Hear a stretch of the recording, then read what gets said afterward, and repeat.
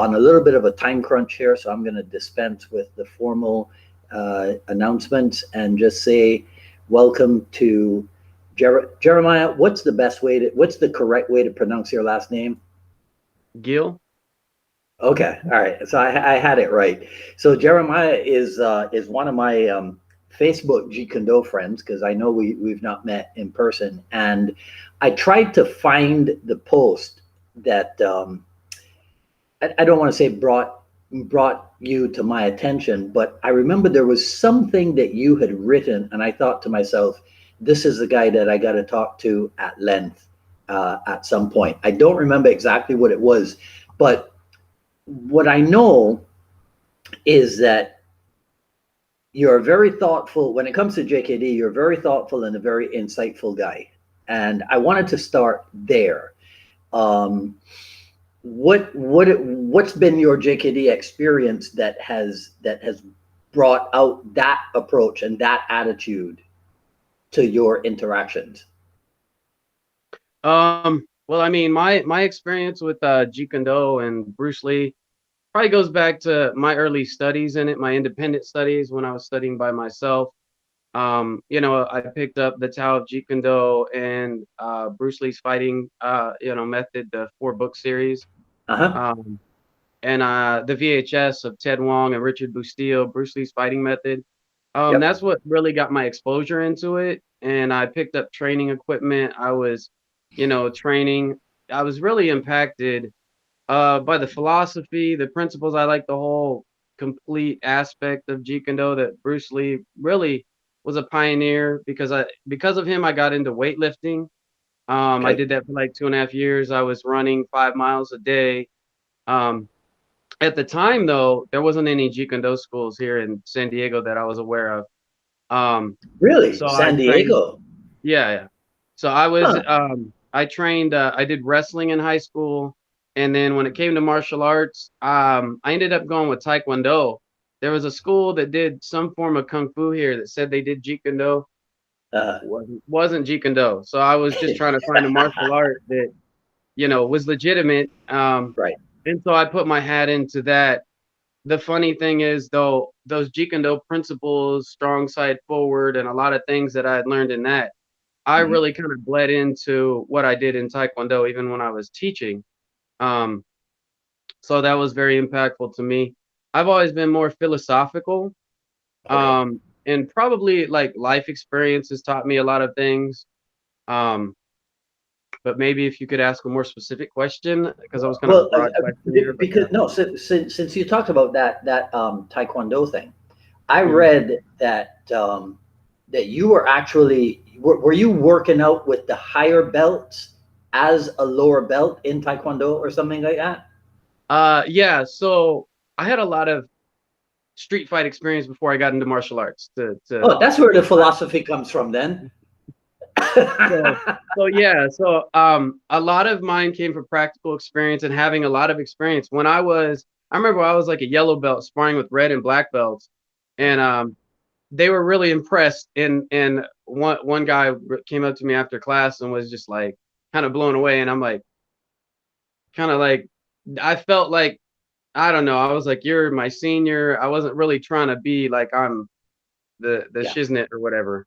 yeah. But but yeah. So Um, street fight experiences. I grew up in the inner city. There was a lot of violence, so that's kind of where I cut my teeth, and that's always tempered everything that I do. And to be honest, a lot of people who train with me now, they come because I have that perspective, and it kind of helps situate everything that happens within the context of reality. Mhm. So like the reality based, what works when an actual fight is happening, kind of thing. So yeah. Right, right. So your informal introduction to Jeet Kune Do is your own self adventure. What was your official introduction? The first time I trained with somebody in Jeet Kune Do was a guy in the Jerry Poteet lineage, and he was in San Marcos, kind of between San Marcos and Escondido. I only had a couple classes with him. Okay. I was a bit uncomfortable and off put by um kind of the way he was teaching. The talking to a grappler. I did wrestling in high school, and telling me up front that we don't do grappling. I was like, okay, but what happens when you go to the ground on a fight? And I felt like I picked up some principles, the stance, the footwork, kicking, and stuff like that. Um, but yeah, I didn't stick too long with him just because I wasn't really comfortable with this whole attitude about things. Okay. And then I ended up moving to Texas. Eventually got into Krav Maga, and it was kind of as a method, an outlet where I wanted to train Jeet Kune Do, but didn't find school. Right. And so that was another place that I would practice like the Jeet Kune Do principles. And it's kind of what made me good. And it's kind of what one of my instructors, I was a assistant instructor at a school. The guy at one point he owned like 13 different Taekwondo schools, but they also taught Cali and Krav Maga. And Oh, so all of his other instructors, he had them teach the curriculum as it was. But when I was assisting him teaching Krav Maga, he would let me experiment and stuff, and he would even ask me what I would do, which I found mhm. interesting because I was just a black belt in Taekwondo at the time. And there's like Right. third-degree black belts who are running their own schools, and they got to follow this whole thing. And so it's kind of fun to be able to play with it, but it was also to be trusted, like you kind of understand how this stuff works. So what would you do in this kind of situation? So that was fun. Um, Eventually, I kind of tired of having to piece it together and stuff. It was in 2015 that I started training with Sharam Musavi, who's one of Paul Vunek's full instructors. He's also a black belt under Megaton. And so we Mhm. were doing, Kali, Brazilian Jiu Jitsu, and Jeet Kune Do. And then in 2017, that's when I started training with Paul Vunek. And I've been going down pretty regularly. I assist him a lot of times now when he has people come in from out of town because he's really Okay. close to me. So Right. um, I think I may have meandered. Yeah, no, no, no. And I know that in one of those elusive posts, I couldn't put my hands on, you Yeah. talked about going down to the Inasano Academy when you can as well. Yeah. Yeah. Yeah. Yeah, I mean, I've went to seminars. I was a student pretty regular there for a little bit earlier in this year. The kids were with me during the summer and other things, so I haven't been able to go up there regularly. But yes, I was going up to the Mhm. National Academy pretty regularly. Before I was going as a student, I would always like try to hit up seminars a couple times a year and stuff. Right. So yeah, Yeah. Okay. So when you were on your self-directed path, right? Because like you've used the phrase the Jeet Kune Do principles a number of different times. yeah. What did you discover to be the principles, and what were the things that you were using with those red and brown and black belt Taekwondo people in terms of Jeet Kune Do principles? Strong side forward, simple and direct motions, non-telegraphic motions. Um, What it so in your experience, mm, were the Taekwondo people, were they the opposite of that, simple, direct, non-telegraphic, would you say? I mean, like the kicks for sure there's a lot more telegraph in them. Hmm. Um, I think a lot of things were complicated that could have been simplified. Okay. Everything wasn't necessarily direct. I mean, because you had the sparring, but then you have the one steps and the, basically Right. two partner kind of self defense, but it's, you know, not realistic to what happens in a fight, and having experience Right. in fights is kind of disconcerting to be doing self defense. And you're like, but how's this apply? I'm not Uh-huh. doing a low block, reverse punch, high block, front kick, kind of thing in a Right. fight. All of those Yeah. motions, like there's no practicality to me to doing high block, reverse punch, front kick. Hmm. Hmm. Um, Even if you understand that maybe some of those forms have hidden meanings, and I'm grabbing an arm and I'm doing like an arm lock or something because there's, Oh, hidden applications to some of that right. stuff. But You went still, down that road, huh? how is that going to Yeah. help me when I just need to block and move and, use my, defensive tactics? But yeah. Hmm. Well, okay. So now take it out of that context and let's go back to the street fighting stuff. In Mhm, street fights, in mhm. street fights, is there a lot of telegraphing as well? you would say? Yeah. uh, Big wild motions, big wild Right. swings, you know, head hunting. Yeah. Stuff that's not practical, simple, and direct happen quite often, you know. But Hmm. you have two types of street fighters. You have people with some boxing experience, not necessarily professional boxing in any way, but Yeah. they'll have their hands up and they kind of understand jab, cross, hook, you know, Right. stuff like that. Hmm. Uh, but then you have people who it's just wild swinging. Um, but yeah, I kind of felt like growing up in inner city, it was like prison yard principles. Whenever there was a new kid in school, he had to find the big tall guy to start a fight with or something. Yeah. So um, I tried to talk my way out of a lot of it, but at the end of the day, you know, stuff happened, and Hmm. not the proudest moments of my life because you know, I became known. It was at a point I remember I was a freshman in high school, and somebody made the comment to me. He's like, you know, you're a brawler, and I just kind of looked at him like, what?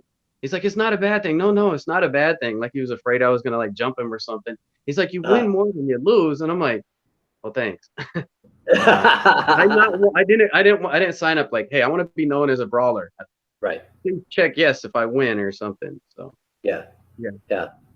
Um, what would you say was the biggest benefit? Once you had, you know, you'd found a place and what have you, what do you think is the biggest benefit that you got from solo training for that period of time that you took into the new environment? Well, yeah. I mean, like you pointed out, starting out at a low rank, being able to compete with higher ranks. I mean, that feels great, right? Hmm. Um, so definitely coming in at a place where I felt like I could do a lot, or well, I actually did a lot better. And then it Yeah. got to the point where the Friday night sparring at our school, we would have people travel from all around the county to come spar because it was really fun and challenging. And so that was kind of fun. You know, every once in a while you have somebody come in and they want to be a tough guy and they really want to duke it out. Yeah. Um, so that was fun. Um, yeah. So okay. So obviously you know what works and what doesn't work, right? I mean, I think that would be a good way of describing it. How much of Jeet Kune Do do you think can be understood without having the direct experience of it? That's the money shot right there. Um, I think that when you don't have the experience, a lot goes over people's heads. Hmm. Um, I feel like sometimes you're having conversations with people that they don't understand because they haven't had that fight experience. Right. You know, that's why when you get in these conversations with people like, you can't do Jeet Kune Do in sport, kind of becomes like, really, what are you talking about? So how do you test what you know and know whether it works? And you can't get in a fight and not finger jab somebody in the eyes and their balls and win. Like, you got to pressure test it. Now, I pressure test stuff, you know, in real fights. Hmm. Um, you know, I've had a little bit of tournament experience, you know, not a lot. It wasn't really my cup of tea because I found frustrations with that based on my previous fight experience. Yeah. But to say I can't use my martial art in a sports arena, uh, yeah, not finger jabbing him in the eyes or kicking him in the balls, but you can't use your martial art to effectively, you know, fight somebody. I feel like that's like the most bogus argument you could ever put up. Yeah. Like, are you afraid to do it? You feel like you'll lose if you have to follow the limitations, you know? And we have so many top name people that have trained Jeet Kune Do and used it in the ring that I Right. kind of feel like Yeah. that's a pointless argument anyways. But back to your point, I honestly feel like people without fight experiencing trying to teach martial arts for self-defense, sometimes things are lost in translation, and that's where some things come through that may not be as effective or useful. Hmm. Hmm. So, Yeah. I, yeah. So, you know, one of my current ongoing discussions is all about, well, Bruce Lee did all the heavy lifting. You know, he researched, he looked at this, he looked at that. So it's kind of like he's given us what to do. Do you agree with that, or do you think that you still got to do your own thing? Um, Because that is, the reason why I'm asking you is because you're somebody who followed Bruce Lee's teachings from the books and did mhm, pretty well, mhm. right? Yeah. So is that all that has to be done? I mean, there's a lot that I've gotten from in-person teaching, in the Jeet Kune lineage that has definitely helped me. Hmm. Um, there are many different ways people come to this, whether it's books or movies or an instructor. Um, I mean, I feel like it's your most value is going to come from actually having somebody to train with who can help you learn the principles.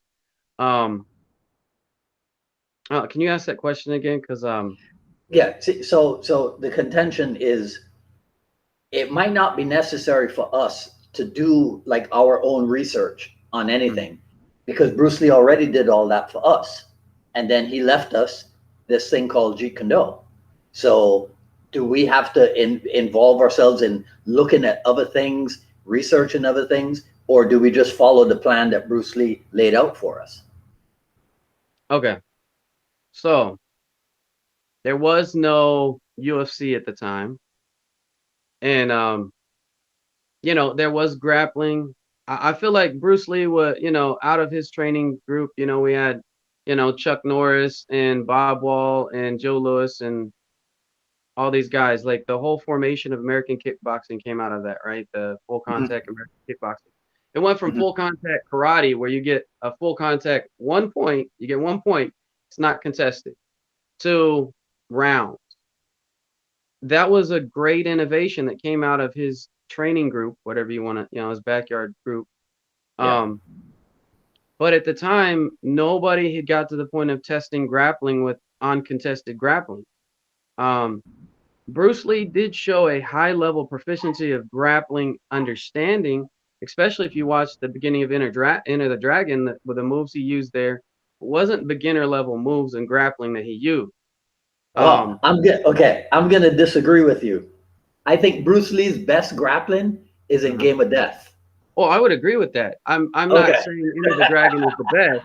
I was I'm just saying kidding. the level of grappling Right. he used in Dragon, the finishing move that he used in Enter the Dragon, Yeah, that's not a low level technique. not at So all. it wasn't like he didn't. He understood a pretty. If you see that he had a pretty comprehensive understanding. And yes, Game of Death is by far, like when it comes to the fight scenes, Game of Death is one of my top. Okay. Um, but I'm just saying, Enter the Dragon, his finishing move there. I Hmm. mean, that's not. You're not gonna learn that probably by the time you get to black belt in judo or jujitsu at that time. Right. Yeah. That was definitely a high level technique he was showing there.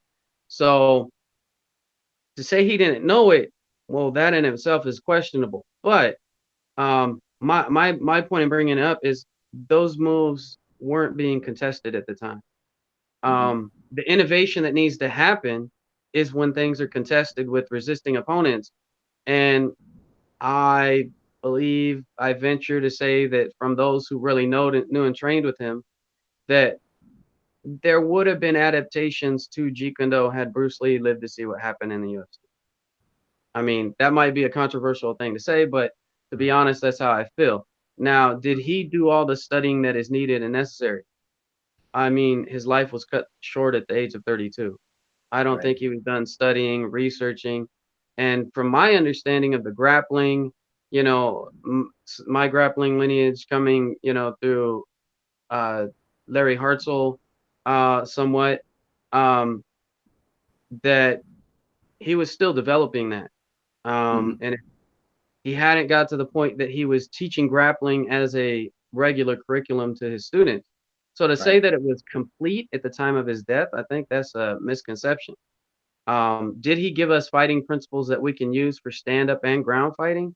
Yes, there are ground fighting principles that he gave us, but with the level of grappling competency in general rising, Hmm. um, I think he would have either expressed things he had already developed and not been teaching more, or that portion would have become more contested and applicable to what we see today. Okay. I said this recently to Matt Thornton.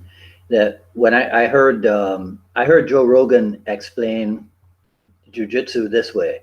He said in jujitsu, you do this and I do that. And you do this and I do that. And to me, that sounded like the concept of sombrada. That sounded to me like the concept of counter for counter, Mm-hmm. right? So when you talk about contesting stuff, you probably heard this because I think I got it from Vunak. So you probably heard this. The idea, the kind of like the training guideline of learn the technique, put it into the flow, add the counter, add the recounter. You familiar with that? Yeah. Right. Okay. So to me, that sounds like contestation, no matter what it is that you're doing.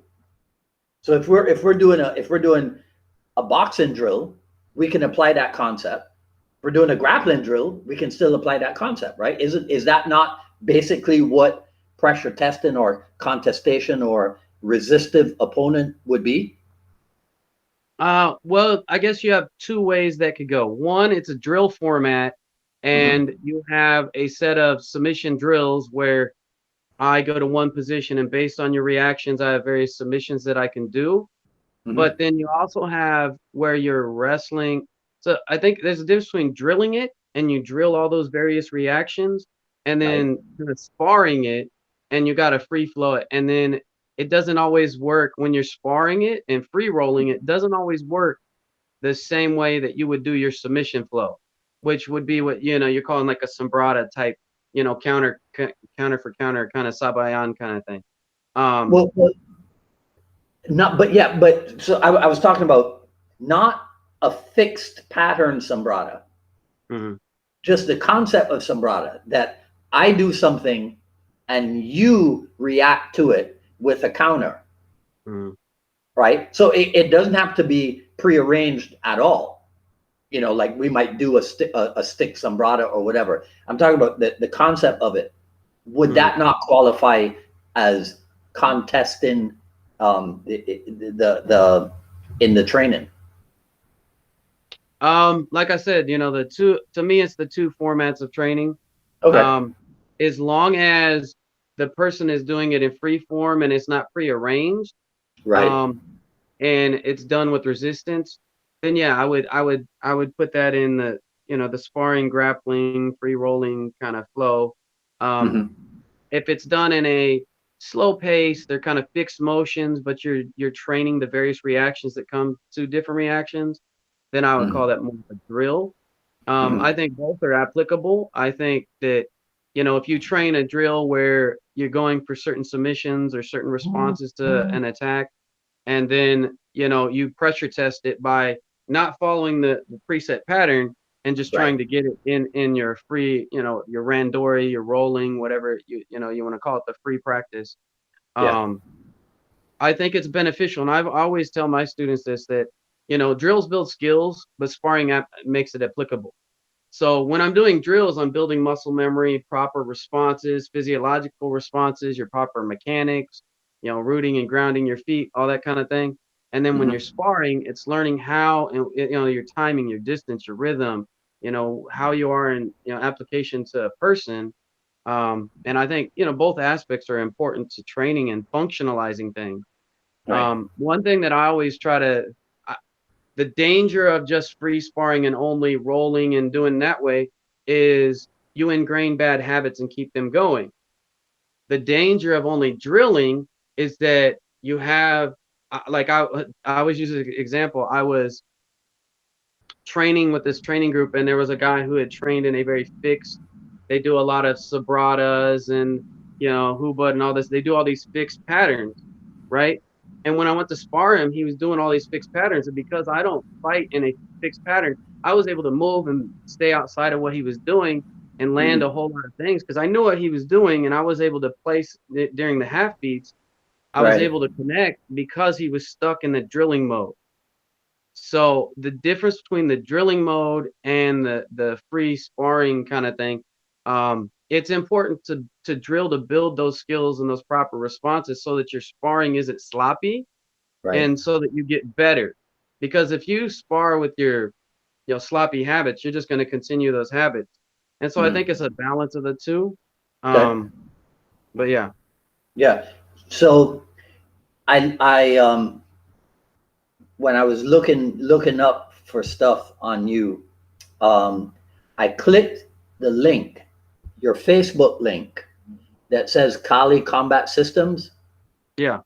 but that website is down.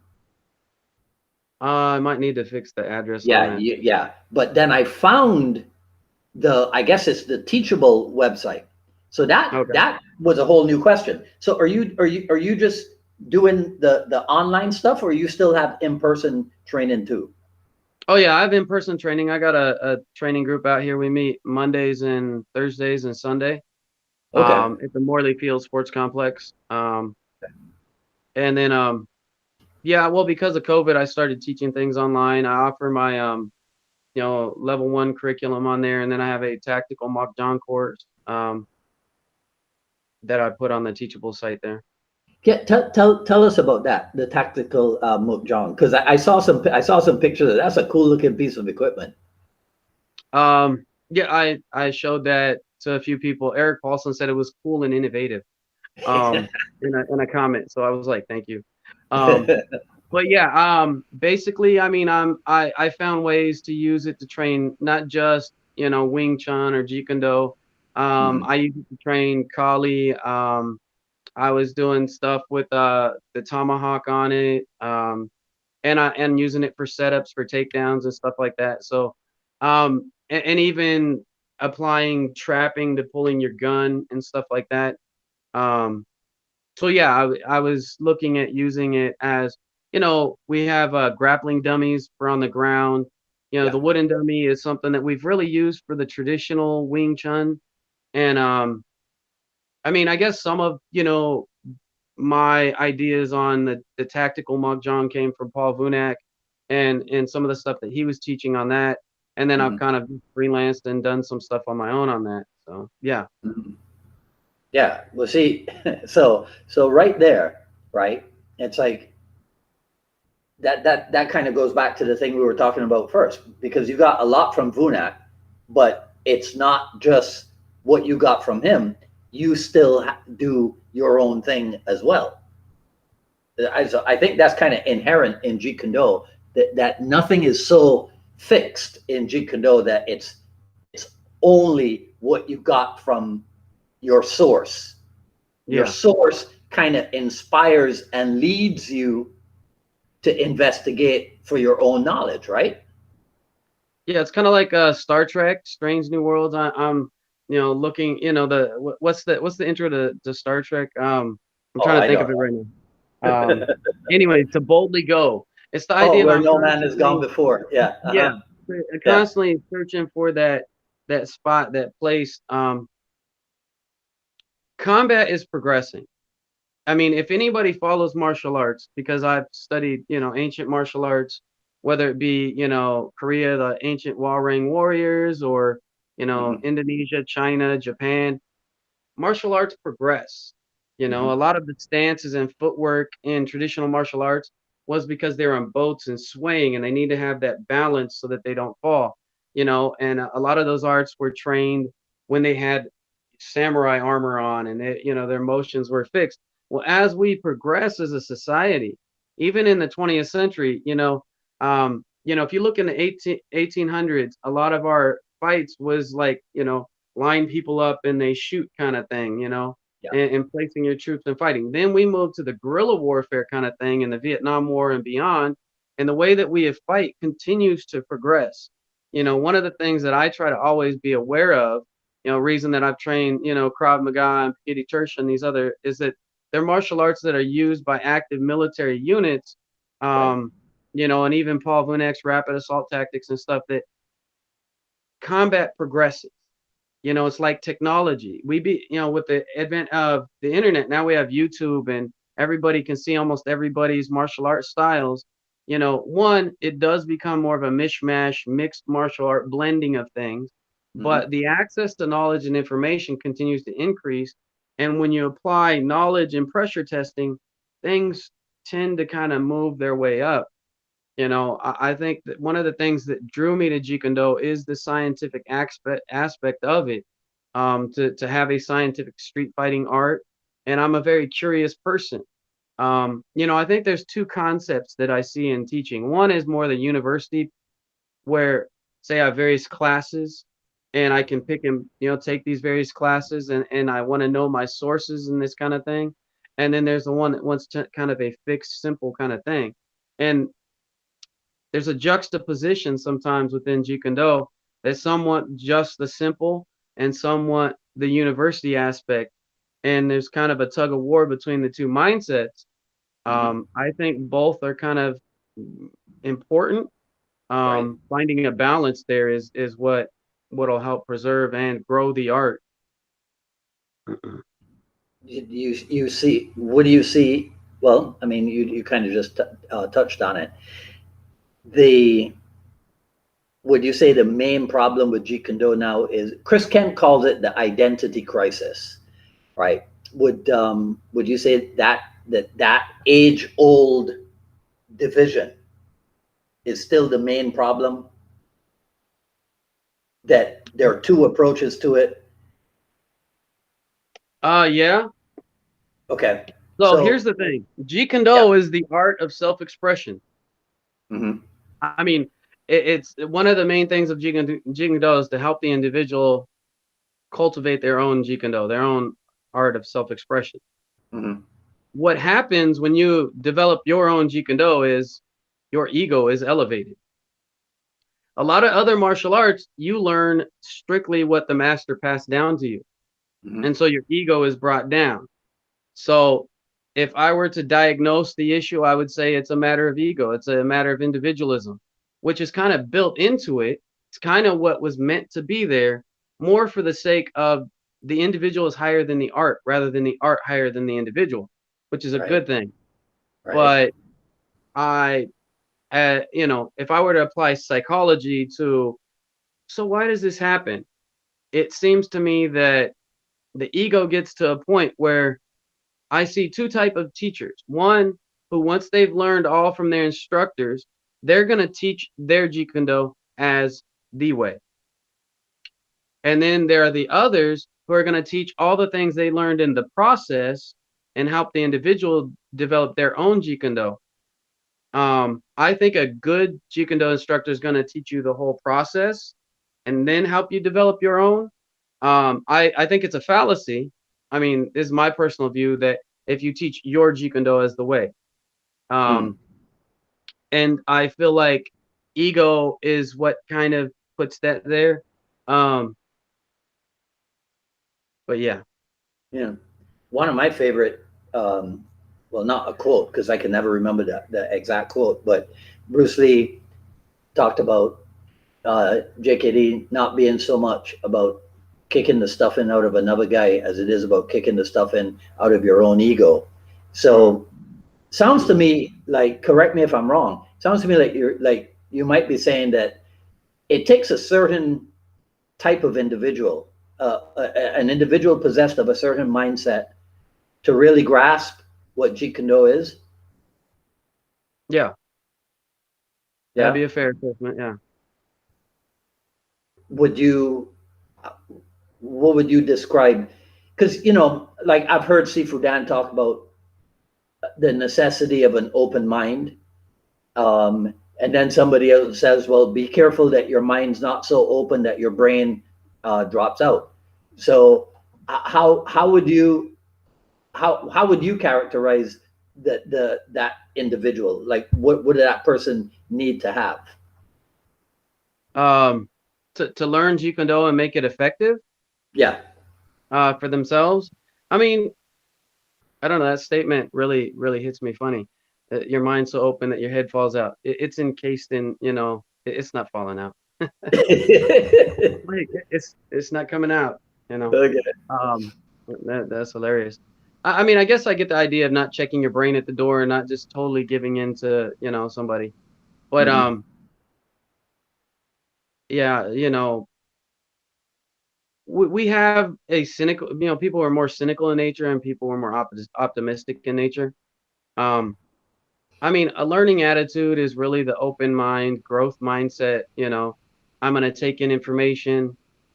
If you come with an open mind, doesn't mean I've stopped thinking. I mean, that's kind of a misnomer. Like I'm just going to be open and take everything in. You know, um, so I did this philosophy, and when I was taking philosophy in college, they did this really interesting experiment. And so what they did is they had people from opposing points of view. They had to take on the opposing person's point of view and then argue for that point and Yeah. convince somebody that it was real. So take you have a pro-life and a pro-choice person. You have to take the pro-choice person. They have to now argue for the pro-life perspective, and they've got to do it convincingly enough that they can convince other people that it's a sounds like a logical argument. Hmm. So to me, the idea of an open mind is I'm willing to consider the other person's point of view to the point that I can make logical arguments that it makes sense to me. And then I'm going to use that to evaluate it based on my pre-existing, everybody has biases or personal biases. I take my personal bias and I go, a lot of that does make sense. I can see in this context how it could work. Yeah. Um, I think when we look at things with a mindset like that, you're not checking your brain at the door, but you're trying to understand the message that is conveyed. When you take the time to understand the message that's conveyed, then you're going to understand it better. Even if you end up disagreeing with it, you've Right. still taken a lot better time to see what's happening in the whole situation there. Yeah. Just when you mentioned philosophy, I was getting ready to ask you what outside of martial arts have you studied, and have you applied it, or how did you apply it to martial art? So, in addition to philosophy, what else is there? Um, well, philosophy, you know, growing up around a lot of violence, I've done many years of like counseling and psychology and stuff. So I've taken psychology and a lot of elements from that, and I Hmm. use that to, and I really like the philosophical aspects of Bruce Lee's teaching. Yeah. Um, a lot of the liberation ideas and stuff. It's been transformative to me. Yeah. Um, it was a combinations of things that switched me. I would say like Enter the Dragon and Karate Kid were the movies that brought me to martial arts. Um, Okay. Enter the Dragon for quality martial arts and like you want to attain this. Karate Hmm. Kid because I was in an environment where there was a lot of violence and I wanted to defend myself. Um, the Taekwondo instructor that I trained under when I started martial arts took me on, and he allowed me to pay for classes by basically washing windows and mirrors, cleaning the floor, cleaning the bathroom. And I really feel like it was kind of like that Mr. Miyagi kind of experience, the Karate Kid kind of Right. thing. Um, Yeah. and to be honest, it changed my mindset. It took me from before I did martial arts, when somebody talked, trash to me and got violent, I felt like I had to puff up my chest, get in their face, and show who had dominance. After I took martial arts, I only got in 2 fights in high school, and I didn't throw a punch in either one of them. Um, a kid threw a punch at me, and I threw him into the wall.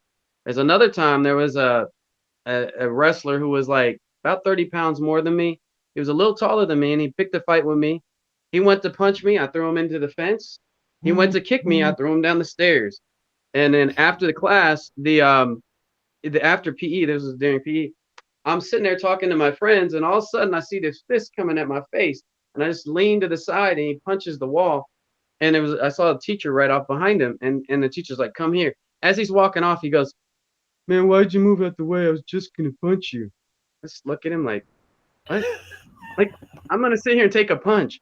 So the thing is that I learned from martial arts is I had the confidence that I didn't have to Yeah. fight. I didn't have to throw a punch or kick, and I didn't have to get in somebody's face and show them that, oh, you're gonna be rough with me, I'm gonna rough back. Um, Hmm. I feel like that the philosophy of martial arts, the kindness, the fact that I have, walk softly but carry a big stick.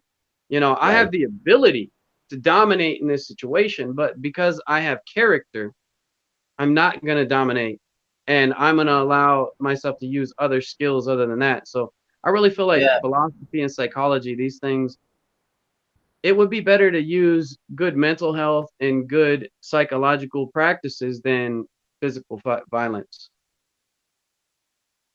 That's interesting. Have you ever thought how exactly does that transformation occur, or why it is that in so many people that transformation occurs?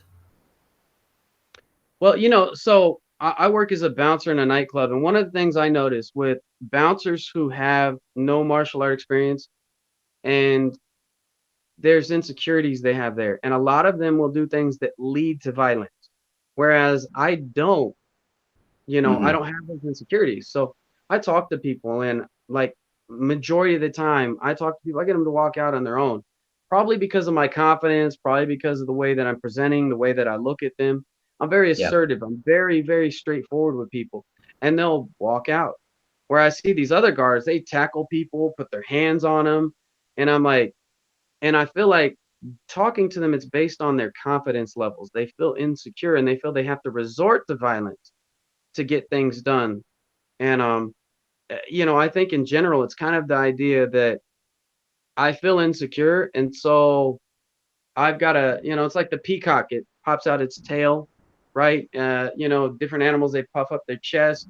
You got to Yeah. do things to assert your dominance in a place you feel scared.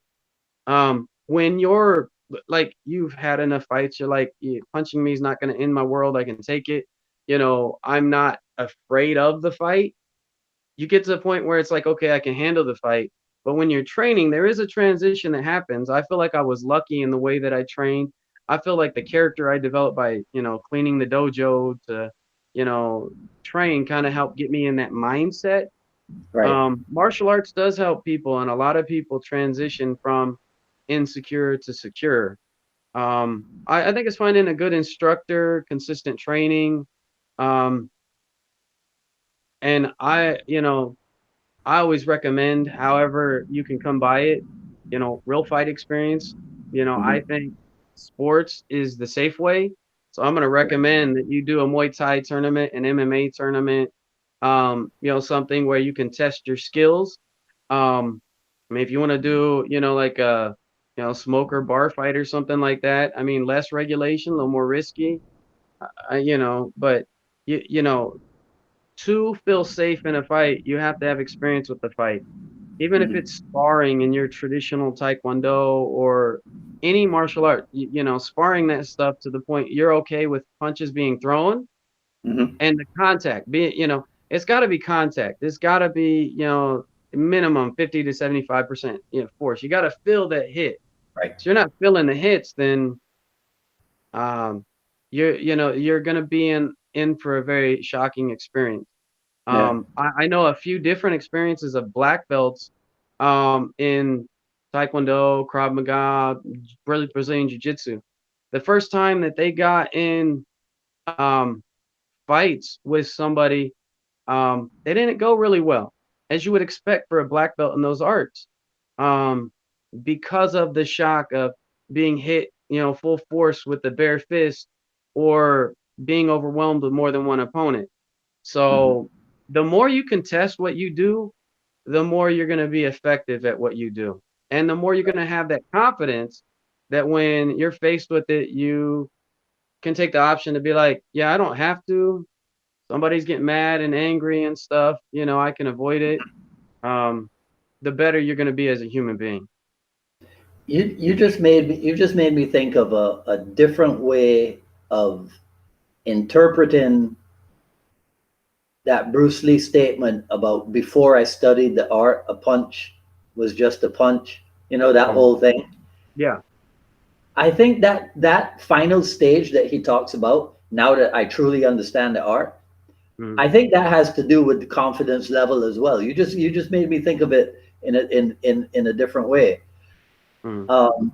Yeah, but I want to ask you this, because when I actually read this before you mentioned it about cleaning up the Taekwondo school. How long did you spend in that school? Well, I went from white to black belt. Um, I started somewhere between 92 to 97. Okay. And the owner there, he ran like three different schools. I mean, it got to the point. It was a good experience. Right. We were doing school assemblies, anti-drug, anti-violence assemblies. I was helping Hmm. him teach at his other satellite locations and whatnot. Okay. Um, that was a good experience. I mean, But you know, I you was do you have any idea why I asked you that? no. You probably okay. In the martial art business world, right? You are told never exchange janitorial services with any student because they're going to end up resenting you. Okay, Yeah, yeah, right. That's what you're told. You see? that's interesting. Yeah, yeah, yeah. That's what you're I mean told. that took a hood kid who hung around with gangbangers, had kids, friends who did time for Hmm. drug and violence possession and stuff, Hmm. to a guy who went and got a corporate job Right. because I felt like, once I got to a place of confidence, I was able to change my station in life because that's what happened with me. Yeah, So, I mean, that's highly unfortunate. I wonder how many people who could have used that transformative experience may have missed out because of that. yeah. And I guess Well, I'm lucky yeah, my instructor didn't listen to that. well, I think it just illustrates um, uh, th- they didn't take into consideration that there are some people who would actually end up being appreciative, right? And so I think to treat it that, because I remember the first time I heard that, it didn't sit well with me at all, because I had done something similar and I had not gotten that reaction from the students at all. So when these people said that, and that's kind of when I realized that there are some. Have you ever delved into like the world of martial art business, like courses or gone to lectures or any of that kind of stuff? Yeah, I've attended some like Rev Gear and some of the other ones a little bit. Yeah. Oh yeah, yeah, yeah. Because you were at Rev Gear University one time, Yeah. right? Yeah, Yeah. because I saw the T-shirt. You were with Sifu Fong and Sifu Inasano at that one, I think. Yeah, and Right? Randy Couture was there. I got to do some stuff with Randy Couture and uh Okay. Pujan Apollo Ladra, who I've been training with since 2015, Okay. uh off and on. But yeah. Mhm. Yeah. Um, Tell me about the Vunak experience because he's always an interesting topic. I would say. Um, when I met Paul, one of the first things he said to me was, "You're too skinny. You got to put some weight on."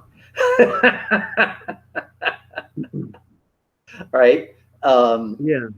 yeah, and when you were talking about, I wasn't surprised when you said that your approach to the Mukjong is somewhat influenced by him because again, he was instrumental, I think, in the early days of modern Jeet Kune. I think he was instrumental in getting a lot of people to think outside the box, without a Right. doubt, without a doubt.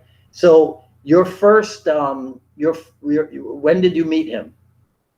2017. I had contacted him and we were talking before his retweet in 2017. I did a little promotion for the event for him. Mhm. Um, but yeah, I trained with him in person. I had known about him. I had trained with Sharam Musavi, since like 2015 when I was in Arizona before I moved back to California. Okay. Um, but yeah, and then I've been down, I try to train with him as much as I can. Anytime people come in, I help them out as much as I can now. Um, it's good training. I like it. I mean, I like the material. I'm always trying to absorb it.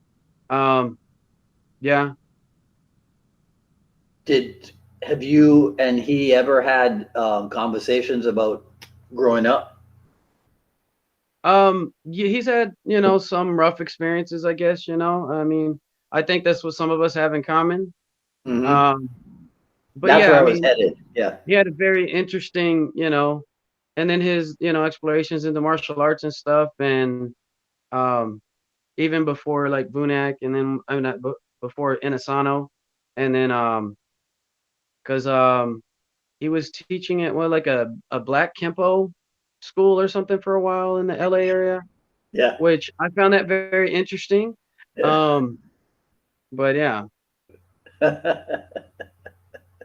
Yeah, I tell people, I don't care what you think, that modern day Jeet Kune Do owes a huge debt to Paul Vunak. I think he was definitely in the vanguard. He was definitely a leader in, especially in the '80s when I came along. I mean, he did so much for the promotion of the art.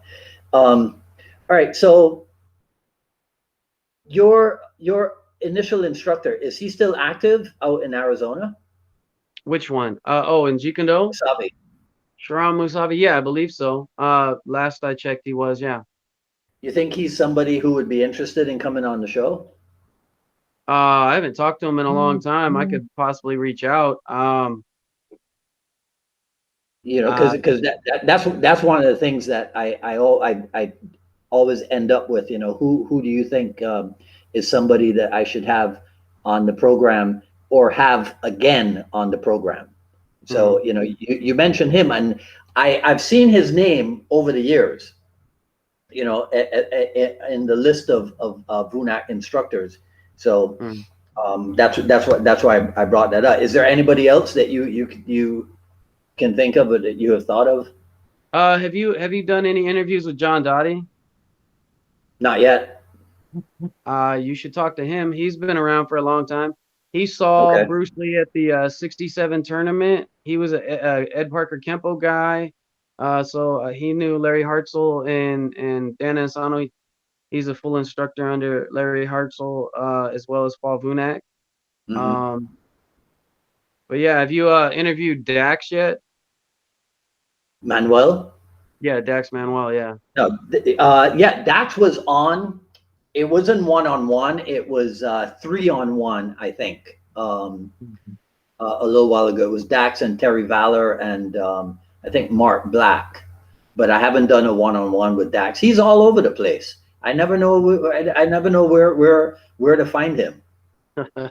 You I know? think he's in Texas right now. He was in Florida for a while, but Yeah, I mean, he was yeah. out here for a while. So yeah. Because he told me a long time ago that he was going into the service. Is that what he's ultimately done, or do you know? I think he's trying to get into Border Patrol. Okay. Oh wow, really? That'll. Um, Well, he'll have his work cut out for him there if he does that. right down there Yeah. in Texas. Yeah, I imagine. God, man. Yeah. All right. Well, But listen. Yeah. Go ahead. I was gonna say, yeah, I know he's been doing work as a bouncer and stuff too. So Okay. All right. Yeah. All right. I'll reach out to him. Um, All right. Well, let's put a wrap on this because I know you got stuff to do, and I appreciate your being able to start a little bit earlier. And so, you know, if I can help you to get to your assignments, right? yeah. But this was fun. So give us some parting words of wisdom. All right. Parting words of wisdom.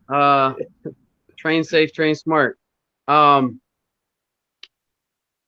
Seek out instructors who have trained for many years. Look for people with quality. Look for people with content. Be concerned about their lineage, because it does matter whether people actually train with legit people. Um, Test all things, you know. Yeah. Pressure test everything. Um, Learn to balance between the drills that build that muscle memory and the sparring that functionalizes things. And you Study know, philosophy and psychology. those are definitely helpful. Yeah. I think I have my best conversations with the people who've done that.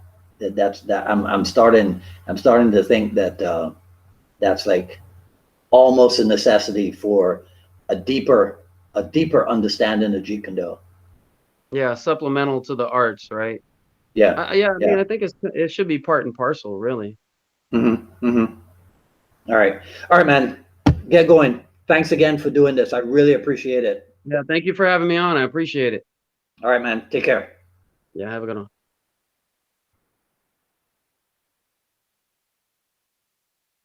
All right, that was episode number 194. Many, many thanks to Jeramiah Giehl. I knew we would have a great conversation just from what I had seen him posting on Facebook. Um, I just thought of something else that I should have asked him, but we'll do that in post production or something. All right, so that's it for today. Feel free to share, like, and comment. If you were catching the simulcast over on the YouTube, please be sure to like, comment, and hit the notification bell. Follow me on Twitter at Dwight Woods and on Instagram at Dwight D Woods. Next Friday, we'll be back on with one of my favorite JKD seniors of all time, Rick Fay of Minnesota Cali Group. And that should be regular 6 p.m. time, but I'll be sure to let you guys know. All right. And that'll be it. All right. So I'll see some of you next Friday, and maybe I'll see some of you next Wednesday when we do the I Love Jeet Kune Do broadcast. Until then, this is Dwight Woods, the Jeet Kune Do Rebel, signing off. Have a great weekend. Stay safe, and we'll talk soon. Take care. Until the next episode.